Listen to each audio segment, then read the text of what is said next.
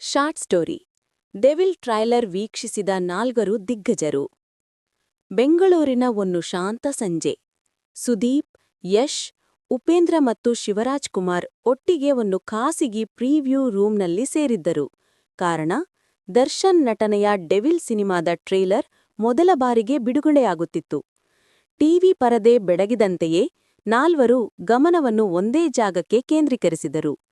ಟ್ರೇಲರ್ನ ಮೊದಲ entry shot ಬಂದಾಗಲೇ ಯಶ್ ಆತುರದಿಂದ ಮುಂದೆ ಬಾಗಿದ. ಉಪೇಂದ್ರ ತಮ್ಮ ಸ್ಟೈಲ್ನಲ್ಲೇ ಕಣ್ಣು ಚಿಮ್ಮಿಸಿದರು. ಇದರಲ್ಲಿ ಏನೋ ವಿಚಿತ್ರ ತೀವ್ರತೆ ಇದೆ. ಮಧ್ಯಭಾಗದಲ್ಲಿ ದರ್ಶನ್ ನೀಡಿದ ಪವರ್ಫುಲ್ ಡೈಲಾಗ್ ಕೇಳುತ್ತಿದ್ದಂತೆಯೇ ಸುದೀಪ್ ನಗುತ್ತಾ ತಲೆಯಾಡಿಸಿದರು. ಇದಕ್ಕೆ ಥಿಯೇಟರ್ಗಳಲ್ಲಿ ಸದ್ದು ಗ್ಯಾರಂಟಿ. ಕ್ಲೈಮ್ಯಾಕ್ಸ್ ಶಾಟ್ ಬರುವಷ್ಟರಲ್ಲಿ ಶಿವಣ್ಣ ಮೃದುವಾಗಿ ಹೇಳಿದರು, ದರ್ಶನ್ ತನ್ನ ಲೆವೆಲ್ ತೋರಿದ್ದಾನೆ. ಟ್ರೇಲರ್ ಮುಗಿದಾಗ ಎಲ್ಲರೂ ಪರಸ್ಪರ ನೋಡಿಕೊಂಡು ಒಂದೇ ಮಾತು ಹೇಳಿದರು, ಇದು ದೊಡ್ಡ ಹಿಟ್ ಆಗೋದು ಖಚಿತ. ಹೀಗೆ ನಾಲ್ವರು ಸೂಪರ್ಸ್ಟಾರ್ಗಳು ಡೆವಿಲ್ ಟ್ರೇಲರ್ ನೋಡಿ ಮಂತ್ರಮುಗ್ಧರಾದರು.